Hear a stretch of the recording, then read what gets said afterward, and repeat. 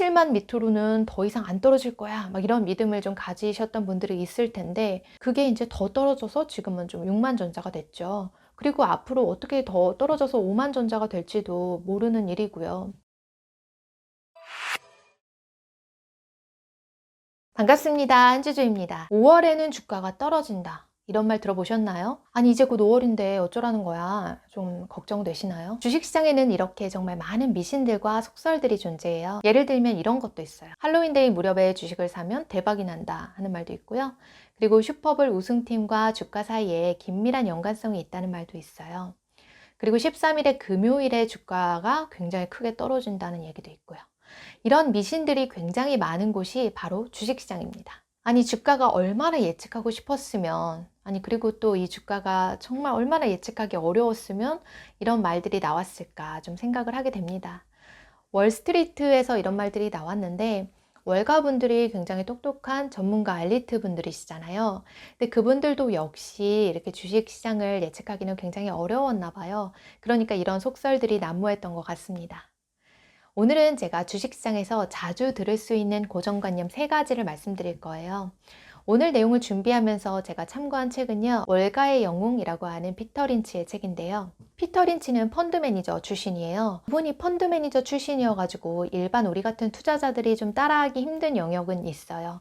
그래도 그가 가진 이제 투자의 철학이나 이 생각, 아이디어 같은 거는 우리가 배울 수 있는 부분들이 굉장히 많은 것 같았어요. 그 중에서 이제 월가의 전문 투자자나 그리고 일반 투자자들이 자주 빠지는 오류를 여기 이제 책에서 지적을 해주더라고요. 그 오류 중에서 3가지를 제가 꼽아서 지금부터 말씀을 드리겠습니다. 주식 투자의 오류 첫 번째는요, 주가가 떨어질 만큼 떨어졌으니까 이제 안 떨어질 거야 이렇게 생각하는 건데요. 주가가 사실 얼마만큼 더 떨어질지 예측할 수 있는 규칙은 사실 없다고 해요. 피터 린치는 자신도 역시 이 오류에 빠진 적이 있다고 말을 하고 있는데요. 카이저 인더스트리라고 하는 기업이 있는데 그 기업 주가가 25달러에서 11달러로 떨어졌을 때 이 피터 린치는 주식을 매수했다고 합니다.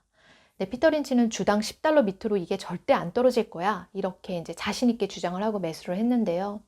그리고 그 이후에 이게 11달러이던 주가가 더 떨어져서 주당 8달러까지 갔다고 해요. 피터 린치는 다시 저거 7달러 밑으로는 절대 안 떨어질 거야 이렇게 호언장담을 했는데 그 이후에 주가가 4달러로 추락을 했다고 합니다.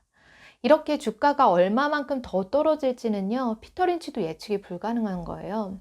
여러분들은 혹시 이런 경험 없으신가요?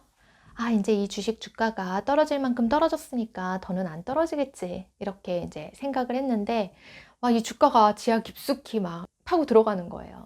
저는 그런 거를 경험을 해본 적이 있거든요.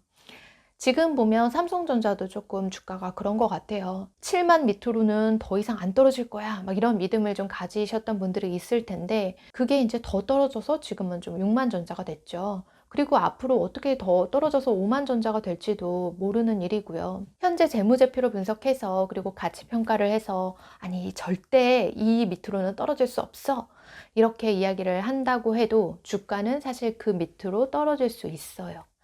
얼마 이하로는 절대 안 떨어진다? 이런 거는 사실 존재하지 않습니다. 하지만 시간이 충분히 지나면 그 기업의 그 가치에 맞게 다시 주가가 올라붙을 수 있겠죠.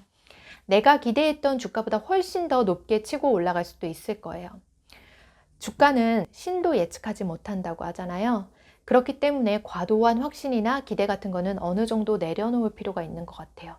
자, 두 번째 자주 범하는 오류는요, 주식은 오를 만큼 올랐으니까 이제 더는 오르지 못할 거야 이렇게 생각하는 건데요. 주식 전문가들은 일정 수익을 거뒀을 때 차익 실현하는 걸 되게 좋아하시는 것 같아요. 오를 만큼 올랐으니까 이제 상승 여력이 조금 부족합니다 이렇게 이야기를 하는 경우를 좀 많이 듣는데요. 근데 이렇게 판단해서 매도하시는 분들도 굉장히 좀 많으신 것 같아요. 근데 어떤 계산을 해서 주식의 상승 한계점을 찾아낼 수는 없다고 합니다.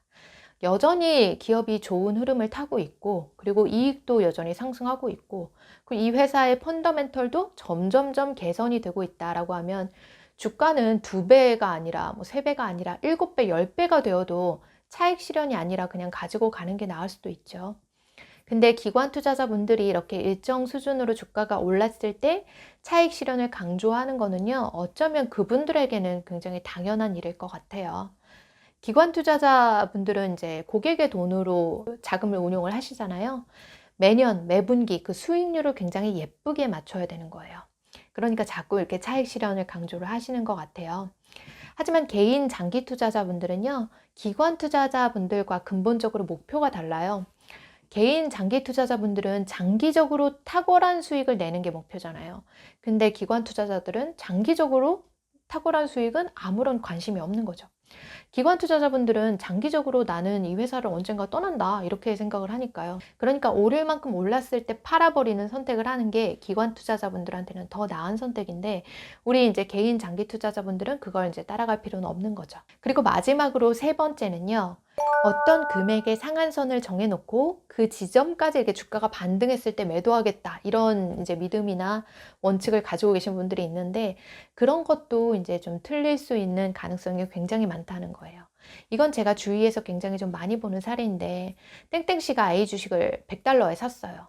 근데 주가가 폭삭 주저앉아가지고 40달러가 됐어요. 그러면 땡땡씨는 이 주식이 다시 100달러로 올라가면 내가 이거 팔아버릴 거야, 이렇게 생각한다는 거예요. 이게 문제는 100달러가 되기는커녕 현재 이게 40달러 주가가 또 폭삭 주저앉아가지고 10달러가 될 수도 있는 거죠. 아니면 10년 후에나 내가 원하는 주가에 도달할 수도 있는 거고요. 그러니까 그 10년의 기간 동안에 엄청나게 고통스럽겠죠. 내 마음에서 원하는 그 주식의 적정 가격을 생각하기에 앞서서 사실 다른 걸 먼저 생각을 하셔야 돼요. 최근 주가가 하락한 이 주식을 내가 더 매입을 할 만큼 매력적인 회사가 아니다라고 하면 오히려 그 주식을 빨리 매도하는 것이 더 정신건강에 좋을 수도 있습니다. 오늘은 주식 투자자분들이 자주 빠지는 오류 3가지를 말씀드렸어요. 사실 이거 말고도 이제 피터 린치가 월가의 영웅에서 언급한 내용들이 굉장히 많았는데요. 제가 굉장히 가장 자주 보는 내용이 이 3가지여가지고 이렇게 요약해가지고 전달을 해드리게 됐습니다. 자, 오늘 말씀드린 3가지 요약해 드릴게요. 첫 번째는 주가가 떨어질 만큼 떨어져도 더 떨어질 수 있다라고 하는 걸 항상 염두에 두셔야 되고요. 그리고 두 번째는 오를 만큼 올라도 더 오를 수 있다는 거예요. 이것도 우리가 자주 범하는 오류니까 생각을 하셔야 될 것 같아요.